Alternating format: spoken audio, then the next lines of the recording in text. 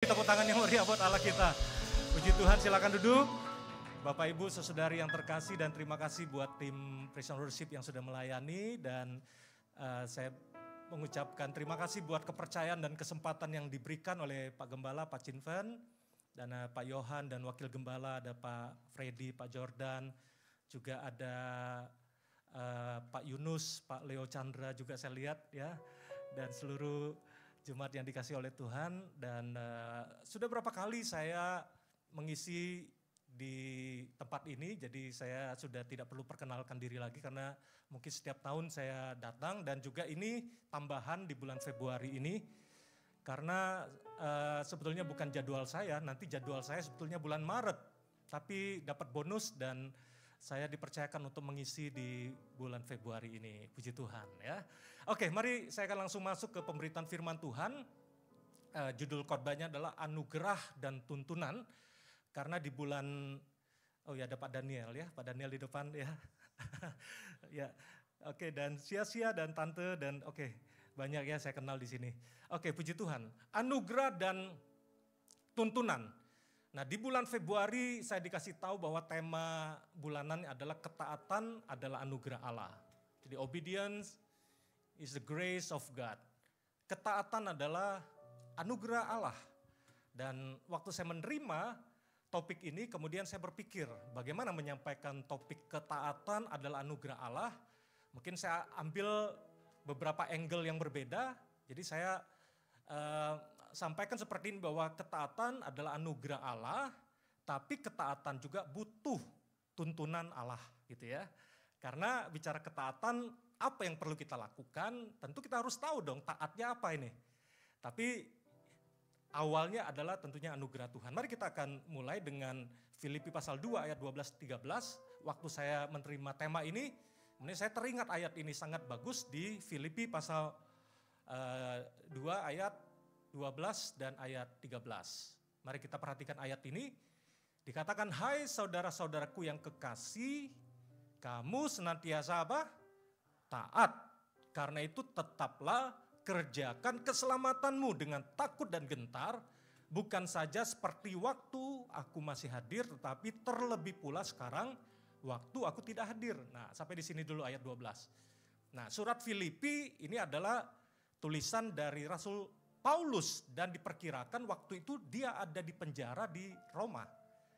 Dan Paulus punya kedekatan dengan jemaat Filipi. Kalau kita baca surat Filipi sebetulnya penuh dengan nada sukacita. Nadanya tuh ceria sebetulnya. Walaupun Paulus di dalam penjara, tapi dia banyak menyampaikan tentang bersukacitalah senantiasa. Betul nggak? Harus kita bersukacita, jaga kesatuan hati. Dia menyampaikan tentang berkat-berkat rohani di dalam Kristus, tentang karya Kristus, banyak dia sampaikan. Jadi nadanya itu sebenarnya sangat ceria, sangat sukacita, sangat dekat dengan jemaat Filipi. Jadi waktu dia sampaikan ini, dia menyampaikan satu pesan dan menjelang dia nggak lama kemudian dia akan mati, dieksekusi. Jadi dia mengingatkan kepada jemaat Filipi yang masih muda, jemaat Filipi. Filipi itu sekarang ya letaknya lebih ke arah Makedonia di Yunani, seperti itu, jemaat yang sebetulnya lumayan jemaat mula-mula di Eropa. Makanya dia sampaikan, kamu saudara-saudaraku yang kekasih, kamu senantiasa taat. Oh, jemaat Filipi taat. Karena itu tetaplah kerjakan keselamatanmu dengan takut dan gentar. Bukan saja waktu aku masih hadir. Sekarang aku nggak hadir, kalian harus mengerjakan ya keselamatan itu dengan taat, dengan takut dan gentar. Ayat 13, mari kita baca bersama-sama. 2, 3. Karena Allah lah yang mengerjakan di dalam kamu baik kemauan maupun pekerjaan menurut kerelaannya. Jadi saya membagi khotbah hari ini, 2 poin. Tapi 2 poinnya nanti saya jabarkan lagi ya. Karena penting. Nah, poin yang pertama, keselamatan harus dikerjakan atau dilanjutkan. Nah, ini penting ya pemahaman kita. Jadi keselamatan tuh harus dikerjakan atau dilanjutkan. Nah, makanya di ayat 12 tadi Paulus mengingatkan, kerjakanlah keselamatanmu. Nah, kerjakan keselamatan, nah ini pengertian anugerahnya seperti apa? Ternyata bahasa Inggrisnya menggunakan work out your salvation. Bukan work for your salvation. Jadi Paulus bilang bukan mengerjakan pekerjaan baik untuk mendapatkan keselamatan. Tapi yang dimaksud oleh Paulus adalah mari engkau kerjakan dan lanjutkan keselamatan yang sudah engkau terima. Makanya work out your salvation. Mari engkau kerjakan, engkau lanjutkan keselamatan anugerah yang sudah engkau terima di dalam Kristus. Mengerti kata work out? Coba katakan sama saya work out. Katakan sama saya kerjakan. Katakan sama saya lanjutkan. Jadi maksudnya kalau kita anggap ilustrasi sawahnya sudah ada nih tanahnya. Benihnya sudah disiapkan.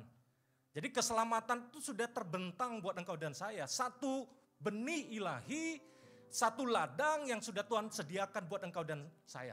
Tapi selanjutnya engkau perlu melanjutkan, yang sudah benih itu harus ditanam, benih itu harus dirawat, harus dipupuk, harus disiangi, harus dipelihara dengan baik. Supaya benih itu tidak sia-sia terbuang. Tapi benih itu akan berakar, akan bertumbuh dan berbuah lebat untuk kemuliaan nama Tuhan. Siapa di sini yang pernah workout, yang pernah gym? Tahu ya gym ya? Nah gym itu workout juga, workout. Jadi workout itu artinya kita perlu dibantu oleh alat-alat, oleh tools. Misalnya saya angkat dumbbell, barbell gitu ya. Nah sebetulnya itu adalah tekanan. Kalau bicara itu proses, itu masalah, tantangan. Itu sebagai sparring partner, sebagai alat untuk mengeluarkan otot-otot yang ada dalam diri kita. Jadi otot itu milik kita yang ada di dalamnya, setuju katakan amin. Cuma perlu dikeluarkan, kembangkan muscle-nya ototnya. Sehingga kita punya muscle. Jadi perutnya nanti ada roti sobek ya. Jangan roti bun seperti United Kingdom, tapi perlu karena di workout, karena dikeluarkan. Ya, keluarkan otot-otot rohaninya. Kita hancurkan lemak-lemak yang memberatkan kita. Spiritual fat kalau di Ibrani pasal 12 menggunakan kata spiritual fat. Apa lemak-lemak rohani yang memberatkan kita untuk berlari mencapai tujuan kita. Nah jadi, saya jabarkan 3, iman itu harus aktif, ya makanya harus kerjakan, lanjutkan. Apa yang sudah Tuhan depositokan, apa yang sudah Tuhan investasikan dalam hidup kita. Dengan takut dan gentar ini maksudnya dengan sikap hormat, dengan sikap kagum, dengan sikap mengasihi Tuhan, yang setuju katakan amin. Dengan sikap takut akan Tuhan. Jadi kalau dengar kata takut akan Tuhan bukan takut tinggi, bukan takut gelap, ya, bukan takut atau khawatir masa depan, tapi takut yang kudus. Makanya disebut takut akan Tuhan. Katakan sama saya, takut akan Tuhan. Apa itu takut akan Tuhan? Kita bisa jabarkan banyak pesan ini, tapi takut akan Tuhan sederhananya, kita mengasihi apa yang Tuhan kasihi. Jadi kita mengasihi apa yang Tuhan kasihi. Dan kita benci apa yang Tuhan benci. Yang setuju katakan amin. Nangkap ya? Apa yang Tuhan benci? Tuhan benci bohong, Tuhan benci dosa. Nah kita ikut membenci korupsi, ya kemalasan. Apa yang Tuhan benci kita benci, itulah takut akan Tuhan. Dengan takut, dengan hormat, dengan gentar, kita mengasihi Dia, mengasihi apa yang Dia kasih. Tuhan kita mengasihi gereja, betul nggak? Berarti kita juga harus mengasihi gereja yang Tuhan percayakan buat engkau dan saya. Setuju katakan amin. Mengasihi pasangan kita, mengasihi anak-anak kita, mengasihi saudara seiman, mengasihi semua orang. Ya, yang Tuhan titipkan yang ada di sekitar kita. Nah, dan juga harus selalu ingat anugerahnya. Kalau ingat anugerahnya, mari kita lihat ayat yang mendukung adalah Efesus pasal 2 ayat 8 dan 9. Sebab karena kasih karunia kamu diselamatkan oleh iman, itu bukan hasil usahamu tetapi pemberian Allah. Itu bukan hasil pekerjaanmu. Jangan ada orang yang memegahkan diri. Ada satu lagu, mungkin lagu saya nggak tahu apakah teman-teman pernah menyanyikan lagu Anugerahmu, Anugerahmu. Anugerahmu. Mari katakan anugerahmu. Anugerahmu. Semua karena anugerahmu. Bukan karena kekuatanku. Anugerahmu. Anugerahmu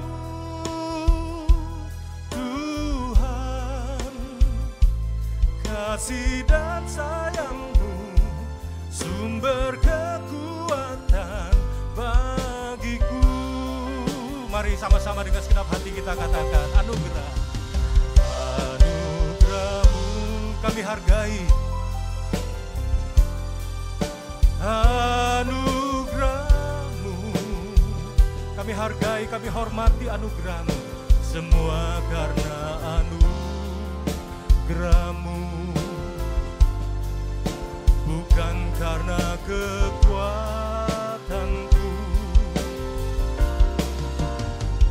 Anugerah-Mu,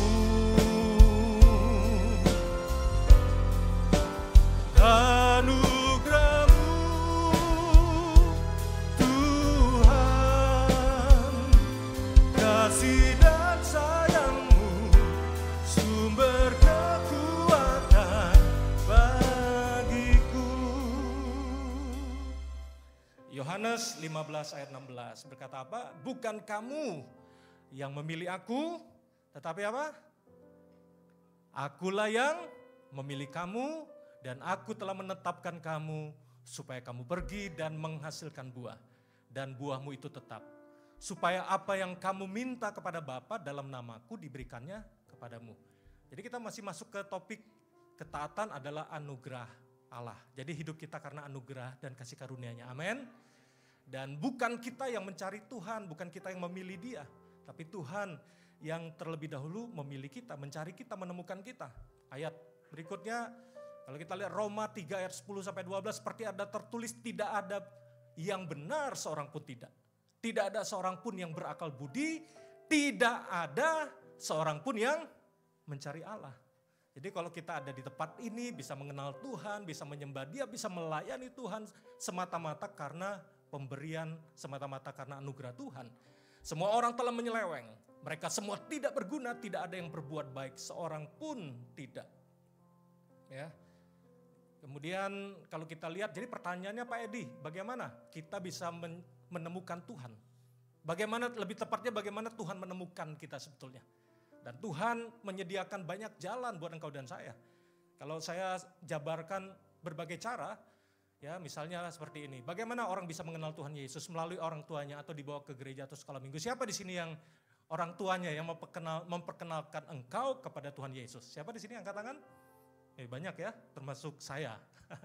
Saya dibawa oleh mama untuk mengenal Tuhan Yesus. Nah kalau kita lihat, ternyata sosok paling berjasa menuntun orang pada Tuhan Yesus, ini survei dari Bilangan Research Center, BRC tahun 2017. Ternyata orang tua berperan membawa anak-anaknya 73,1%, pendeta 10,6%, yang lain faktor yang lain ya. Tapi hanya 23 orang tua Kristen yang dianggap baik dalam membimbing spiritualitas anak selanjutnya, perkembangan anaknya. Jadi banyak orang tua yang tidak mengerti bagaimana membimbing anak-anaknya. Tapi saya nggak membahas itu, tetapi mari kita lihat lebih lanjut data ini. Dan seringkali orang tua melemparkan tanggung jawab membesarkan anak-anaknya dan mendewasakan itu ke sekolah minggu, ke gereja. Sebetulnya itu tidak sepenuhnya tepat ya. Kenapa? Karena waktu mereka di sekolah minggu nggak banyak. Taruhlah 52 minggu kali 2 jam. Siapa di sini yang anaknya selama setahun tidak pernah bolos sekolah minggu, tiap minggu pasti datang ke gereja? Kalaupun mereka hanya 2 jam di gereja, berarti cuma 1 tahun 104 jam. Sedangkan kalau dia di rumah, apalagi anak itu masih bersama dengan keluarga masih kecil. Setahun 365 hari dikali 6 jam di rumah taruhlah. Berarti ada 2190 jam. Jadi kalau anakmu tetap nakal, tidak dewasa, tidak mengerti firman Tuhan, tidak mengerti kehendak Tuhan, jangan pernah salahkan guru-guru sekolah minggu. Jangan pernah salahkan gereja, tapi gereja berpartner ya, menjadi rekan kerja untuk keluarga-keluarga mendidik dan membesarkan anak-anaknya untuk hidup dalam takut akan Tuhan. Yang setuju katakan amin. Jadi sebagai orang tua terutama yang sudah berkeluarga, yang sudah punya anak, mari tanggung jawab itu adalah terletak kepada suami istri. Nah, prioritas utama kita, saya singgung sedikit tentang keluarga, prioritas utama kita adalah Kristus. Jadi suami itu mengejar Kristus, istri-istri mengejar Kristus, bertumbuh ke arah Kristus. Dan prioritas kedua di dalam keluarga adalah pernikahan atau marriage, hubungan suami istri. Baru bicara parenting, mendidik anak-anak di dalam Tuhan. Katakan sama saya parenting, ya Parenting itu membesarkan anak. Parenting dari kata dasar apa? Parent. Jadi parenting itu bukan bagaimana cara membesarkan anak, tekniknya, mendewasakan mereka, tapi terletak kepada parent itu sendiri. Dan parent ya sebagai suami dan sebagai istri yang bertumbuh ke arah Kristus. Ya, jadi ini peran di rumah sangat penting ya. Mari kita lanjutkan. Ternyata dari data ini Barna Group pernah membuat research udah lama, tetapi data ini seringkali tetap dipakai. Ternyata 64% sampai 85% seseorang memutuskan membuat komitmen kepada Kristus sebelum usia berapa? Maksudnya apa dasar ini? Jadi sebelum anak-anak itu keluar sekolah atau kuliah, jadi mereka sudah memutuskan untuk terima Tuhan Yesus sebelum usia 18 tahun. Jadi artinya di rumah, sekolah minggu mereka memutuskan untuk percaya kepada Tuhan Yesus. Jadi makanya peran keluarga, peran sekolah minggu, terutama kalau kita bicara keluarga sangat penting. Atau pelayanan next gen, pelayanan junior church, pelayanan youth harus menjadi perhatian penting. Yang gereja harus berani investasi buat pelayanan anak-anak muda. Yang setuju katakan amin. Saya nangkap ya, karena ini masa depan dari gereja. Anak-anak muda merupakan masa depan dari pemimpin bangsa. Masa depan dari Injil tetap diberitakan. Nah, harus kita perhatikan pelayanan anak muda. Ya, mari kita lanjutkan. Nah, contoh ini gambar saya, tapi saya nggak cerita detailnya. Tapi saya mulai ikut sekolah minggu dari kecil, umur 8 tahun, 9 tahun sudah diajarkan gitar dan melayani di sekolah minggu ya dari kecil. Karena peran mama.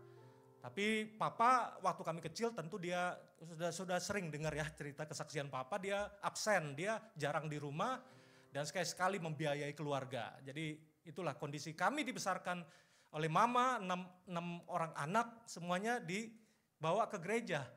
Dan mama satu hal yang penting yang dia ajarkan kepada kami, mama itu tidak pernah maksa kami untuk sekolah atau belajar dengan serius di sekolah. Tapi mama mengharuskan kami untuk berdoa dan ke sekolah minggu, itu peran mama. Dan bukan cuma menyuruh, tapi dia memberikan teladan buat kami. Jadi waktu kami kecil, kami diajak berdoa tiap malam, duduk di ranjang bareng-bareng, ranjang besar di kampung. Kami berenam dengan mama diajak berdoa tiap malam. Dan salah satu doanya, kira-kira doa untuk siapa? Untuk papa yang belum bertobat saat itu. Tapi belasan tahun kemudian papa bertobat dalam satu KKR di Jakarta. Dan puji Tuhan, keluarga kami belum sempurna dan terus dipulihkan. Dan papa dan hubungan dengan kami semakin hari semakin baik. Tentu prosesnya panjang karena ada banyak disconnected, ada banyak hubungan yang terputus dari kami kecil. Jadi perlu waktu buat kami benar-benar dipulihkan. Tapi ternyata pemulihan itu harus diusahakan. Coba bilang kanan kirimu, hubungan yang baik perlu diusahakan. Bilang seperti itu apa? Hubungan yang baik perlu diusahakan. Ya, relasi, pemulihan, kesatuan itu perlu diusahakan. Ini perlu waktu. Jadi masih PR buat kami dengan papa terutama ya.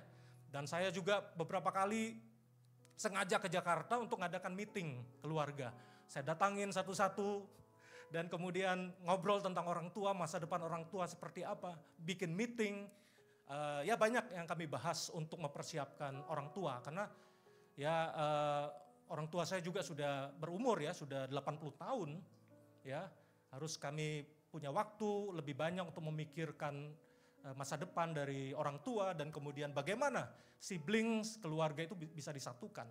Karena kalau tidak ada usaha mendekatkan keluarga, lama-lama masing-masing berjuang sendiri dan hubungan makin jauh dan gak peduli tentang keluarga.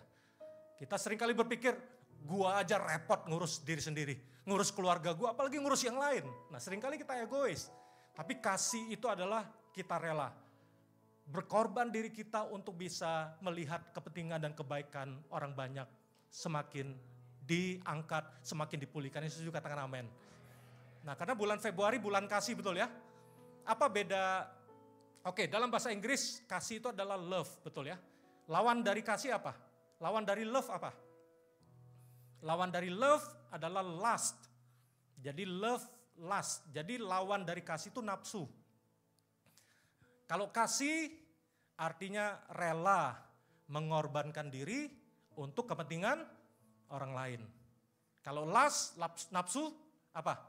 Rela mengorbankan, atau bukan rela, tega. Tega mengorbankan orang lain demi kepentingan sendiri. Nah, apakah engkau dan saya hidup dalam nafsu? Termasuk gereja. Kita nafsu dengan gereja. Apa yang gereja bisa berikan buat saya? Gereja harus berkorban untuk saya, ya, demi kepentingan saya. Atau kita rela mengasihi Tuhan, mengasihi gereja, mengasihi sama, mengasihi keluarga dan sebagainya. Oke, mari kita lanjutkan. Bisa banyak cerita ya. Nah, saya dibesarkan juga karena sekolah minggu. Ini belum lama, bulan Juli tahun lalu berarti ya, saya ke Pulau Bangka. Saya kunjungin gereja asal saya, itu ruangan saya 40 tahun yang lalu lebih, ruangannya masih sama, jendelanya masih sama, warnanya masih sama, kaca-kacanya masih sama. Dan yang baju merah itu guru sekolah minggu saya, waktu saya kecil dia yang mengajar saya, dan sudah 40 tahun lebih masih sebagai guru sekolah minggu. Waktu saya ketemu dengan dia kaget. Dan saya peluk dia dan kita ngobrol dan kita makan dan sekalian jalan-jalan besuk ya beberapa keluarga di Pangkal Pinang.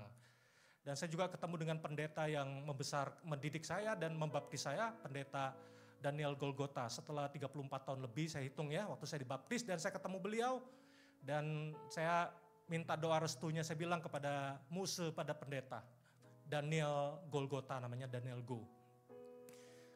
Terima kasih Muse.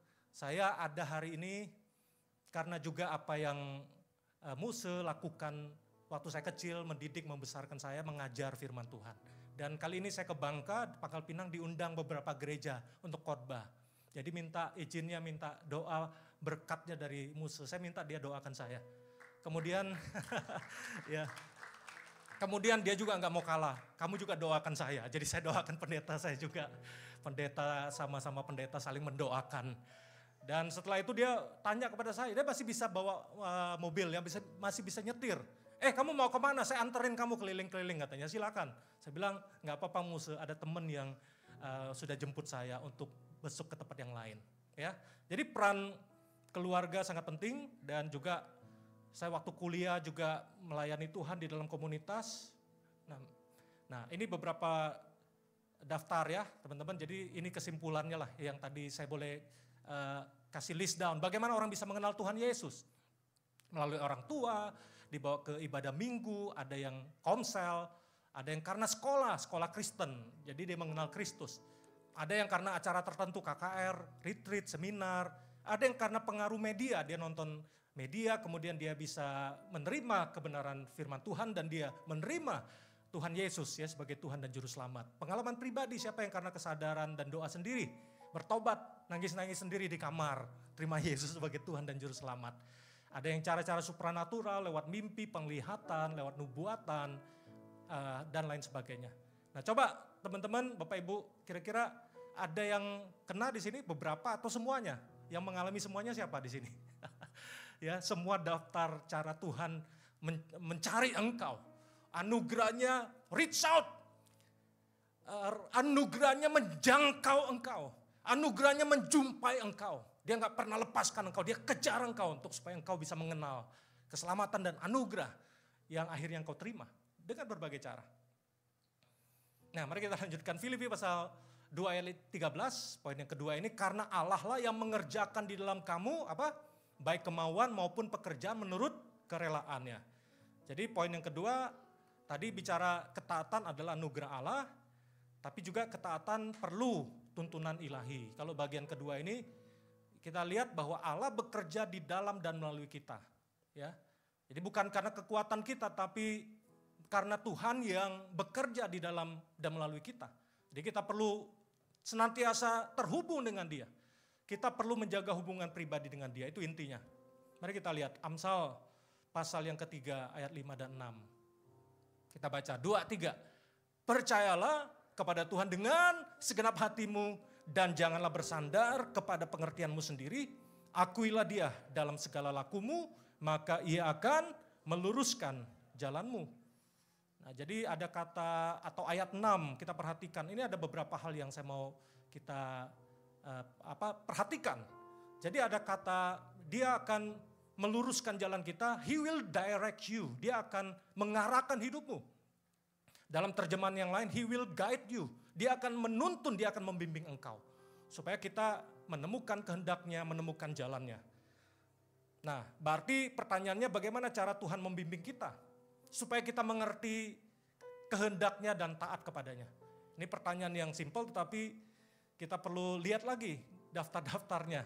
Yang pertama makanya kita perlu tahu bagaimana Tuhan membimbing kita melalui apa? Yang pertama melalui Alkitab. Karena Alkitab itu adalah firman-Mu adalah pelita bagi kakiku dan terang bagi jalanku. Itu seperti manual book, seperti kompas yang menuntun kita. Itu firman Tuhan. Semakin orang membaca, merenungkan dan belajar firman, dia punya sense of direction. Dia tahu arah hidupnya. Dan dia tahu pilihan-pilihan, keputusan yang bijaksana yang perlu diambil. Dia tahu nilai-nilai kehidupannya, memudahkan dia untuk mengambil keputusan. Dia bisa membedakan benar dan salah. Dia penuh dengan hikmat Tuhan, penuh dengan pertimbangan yang baik daripada Tuhan. Tentu kita perlu doa. Doa ini artinya kita menyelaraskan kehendak kita sesuai dengan kehendak Tuhan. Saya nggak bahas detail ya, tapi coba kita lihat quotes ini saya suka. Doa tidak mengurangi waktu kita untuk bekerja. Siapa di sini? Oh, kalau banyak doa nanti kurang waktu kerja. Salah. Tapi lanjutkan. Doa tidak mengurangi waktu kita untuk bekerja, tetapi memberikan ruang, kesempatan ruang untuk Tuhan bekerja di dalam dan melalui hidup kita. Makanya di Alkitab 1 Tesalonika 5:17, tetaplah berdoa, pray continually, never stop praying. Pray without ceasing. Kita jangan berhenti berdoa. Karena berdoa kita mendapat arahan Tuhan, bimbingan hatinya Tuhan. Kita menyelaraskan hidup kita sinkron antara hati dan kehendak kita dengan apa yang menjadi isi hati dan kehendak Tuhan dalam hidup kita. Apalagi Tuhan menuntun kita dengan suara Roh Kudus. Melalui impresi, dia menemplak kita, dia mengajar kita, dia mengarahkan kita ke kebenaran. Ya, dia menguduskan kita. Dia adalah penghibur, penolong, dia advocate, dia pembela kita. Roh Kudus perlu dalam hidup kita. Yang keempat, bagaimana cara Tuhan membimbing kita? Kita harus makin bijaksana, pengalaman berhasil dan gagal. Saya mau tanya seperti ini, coba lanjutkan kalimat saya. Pengalaman adalah guru yang, saya ulangi, pengalaman adalah guru yang, apakah betul? Saya ulangi ya. Pengalaman adalah guru yang terbaik. Apakah betul statement ini? Saya bertanya harus dijawab, apalagi yang bertanya itu pendeta. Pengalaman adalah guru yang terbaik, apakah betul? Tidak. Tapi pengalaman yang dievaluasi, pengalaman yang ditangkap pelajarannya, itu menjadi guru yang terbaik. Karena hidup kita ada banyak orang yang sudah senior, banyak pengalaman, hidupnya belum tentu berubah, betul nggak? Jadi kedewasaan tidak diukur dari umur, tetapi kemampuan untuk mengambil tanggung jawab, itu di pria sejati itu. Diajarin seperti itu. Kedewasaan tidak diukur dari umur, tapi kemampuan, kerelaan untuk mengambil responsibility. Karena ada orang yang berumurnya banyak tetapi tidak bertanggung jawab. Terhadap emosi, terhadap pekerjaan, terhadap keluarga, dia nggak tanggung jawab. Dia nggak dewasa. Oke, mari kita lanjutkan. Ini kesimpulannya, langsung aja di capture ya. Nah, berbagai cara Tuhan membimbing kita melalui Alkitab, melalui doa, melalui suara Roh Kudus, pengalaman berhasil dan gagal, melalui suara dan dukungan orang lain. Khotbah, Tuhan bisa berbicara, komunitas, mentor, baca buku, situasi tertentu, kita sakit, kita mengalami hajaran Tuhan, Tuhan juga bisa bicara. Bisa melalui nubuatan, mimpi, penglihatan, dan sebagainya. Itu Tuhan membimbing kita. Oke, apakah menangkap khotbah hari ini agak berat sedikit? Agak berat, tapi memang sengaja saya memberatkan teman-teman supaya berpikir ya. Tapi sebetulnya nanti saya simpulkan ringan sebetulnya, kalau menangkap pesan ini. Dan bisa nonton lagi ya YouTube-nya ya. Jadi dipelajari lebih dalam, ini kaya sebetulnya, kaya dengan pelajaran yang penting. Kalau kita bisa menangkap firman Tuhan dan rendah hati untuk belajar. Nah, di Amsal pasal 3 ayat 5 dan 6 versi mudah dibaca. Percayalah kepada Tuhan dengan segenap hati, dengan sepenuhnya. Dan jangan bergantung pada pengetahuanmu sendiri. Dan setiap, baca ayat 6, 2, 3. Dan setiap langkahmu ingatlah apa yang dikehendaki Allah. Dan dia akan menolongmu melakukan yang benar. Makanya ketaatan membutuhkan tuntunan, bimbingan.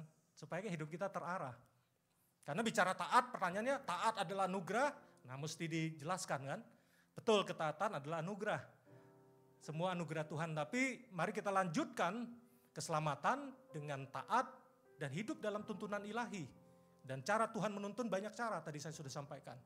Listen for God's voice in everything you do. Everywhere you go, He's the one who will keep you on track. Wah bagus sekali. Mari dengarkan firman Tuhan, dengarkan suaranya, bimbingannya, peka, tangkap pesan Tuhan. Setiap saat bahkan terutama minggu, apa sih yang Tuhan tanamkan, depositokan, investasikan dalam hatimu untuk kau kerjakan. Nah saya tutup dengan cerita ini. Di tahun 2009 saya bersama dengan rombongan di gereja, ada beberapa anak muda termasuk istri dan anak saya yang pertama. Itu JJ, Jehuda Rema pernah saya ajak ya, yang lalu datang. Itu usianya berarti baru 4 tahun karena dia lahir 2005. Jadi kami ke Chiling Waterfall yang ada di Malaysia, berapa jam dari Kuala Lumpur. Kami happy kan mau ke air terjun. Kami mau jalan-jalan di air terjun. Tapi problemnya adalah tidak ada tour guide-nya yang mengarahkan kami. Jadi kami sok-sokan aja, kami jalan aja sendiri begitu. Apa yang terjadi? Kami tersesat 8 jam di hutan. Jadi kami salah jalan, jadi yang satu orang tuh ya semangat aja, dia paling depan. Kita semua juga nggak tahu sama orang buta menuntun orang buta kan. Dia jalan naik makin ke atas, makin ke bukit. Kita mau ke air terjun ya kan, tapi naik ke atas begini, kami ikut aja.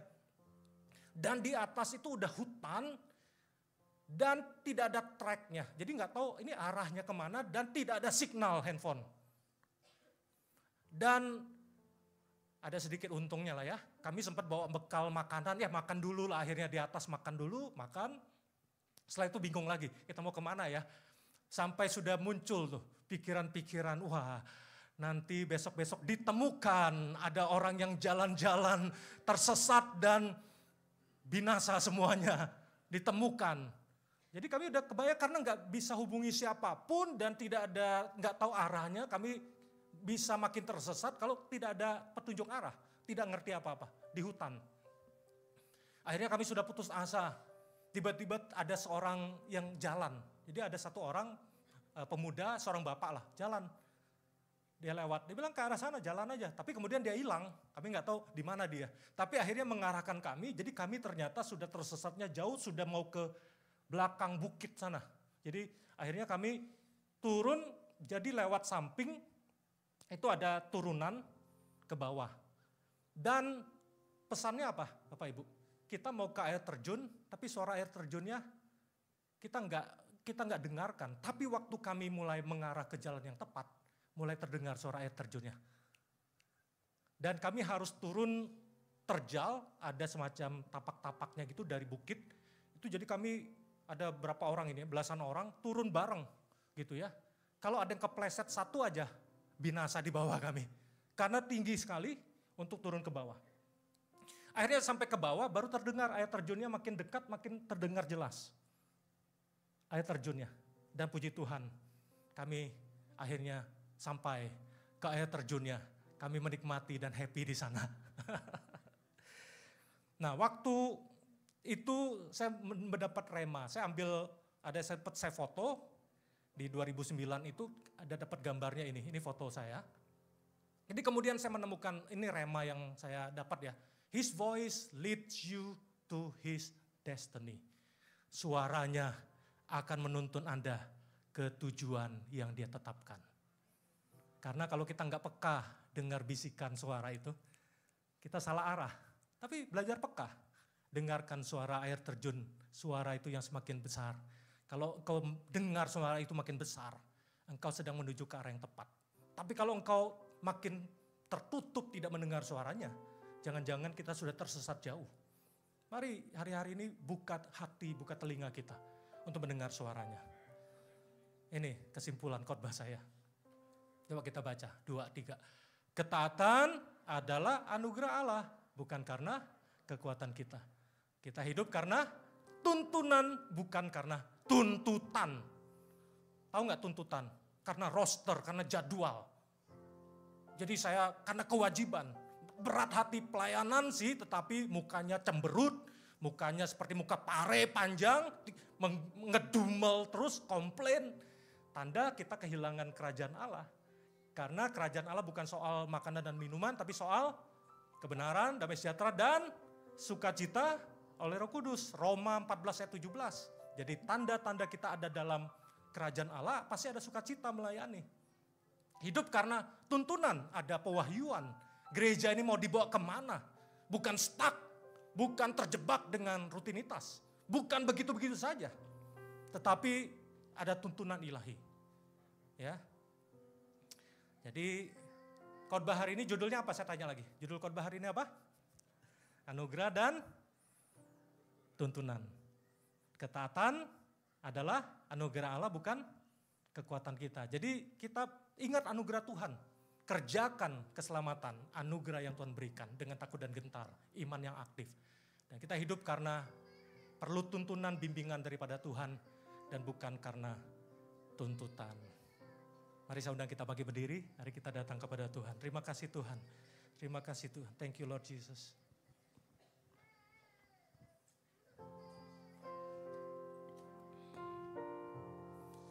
Kami datang di hadapan Engkau Tuhan pada pagi hari ini Tuhan, mari Tuhan Engkau tunjukkan kepada kami apa yang menjadi kehendak-Mu hari-hari ini untuk kami kerjakan Tuhan. Dan biarlah Tuhan kami menemukan pekerjaan-pekerjaan baik yang kami perlu kerjakan di hari-hari ini. Untuk kami taat karena anugerah-Mu dan taat karena semata-mata ada tuntunan, ada bimbingan, ada arahan daripada Engkau. Tunjukkan kepada anak-anak-Mu, umat-Mu, apa yang perlu mereka kerjakan hari-hari ini Tuhan. Biar kami terus mengalami bimbingan penyertaan-Mu di setiap musim hidup kami.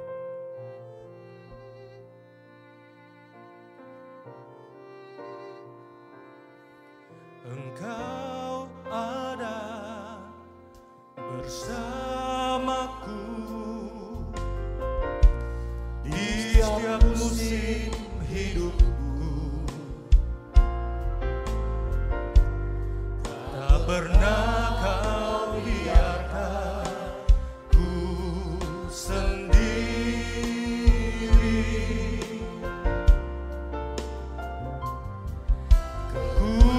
Kekuatan di jiwaku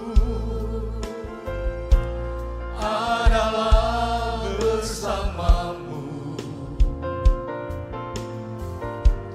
tak pernah ku ragukan kasih-Mu.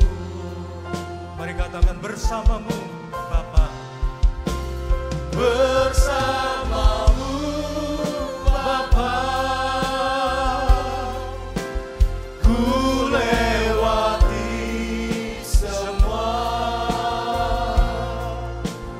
Perkenananmu yang teguhkan hatiku. Kami rindu Engkau yang bertindak Tuhan, Engkau yang bertindak,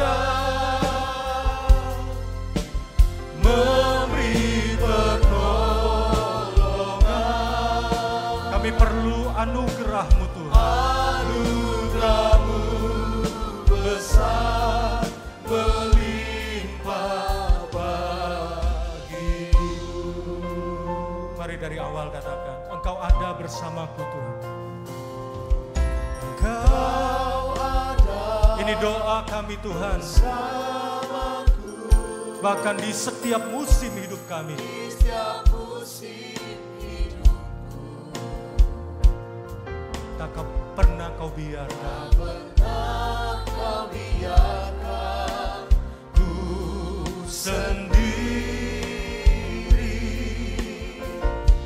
Tuhan kekuatan di jiwa kami.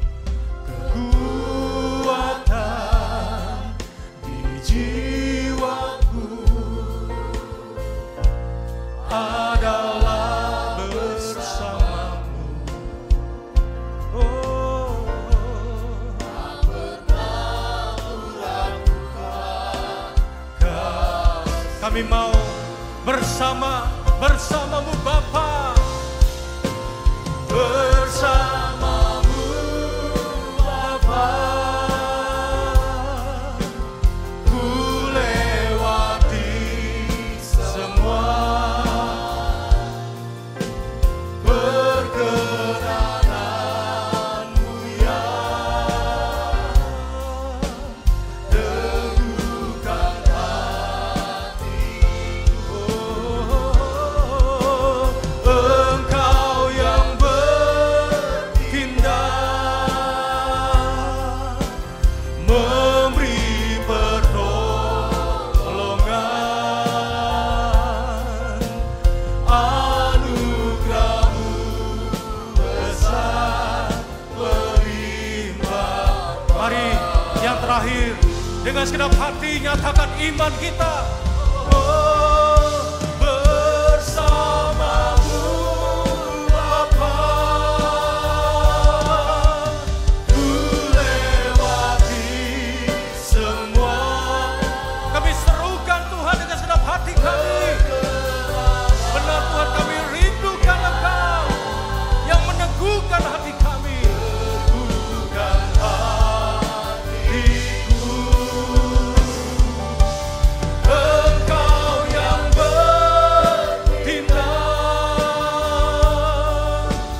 memberi pertolongan,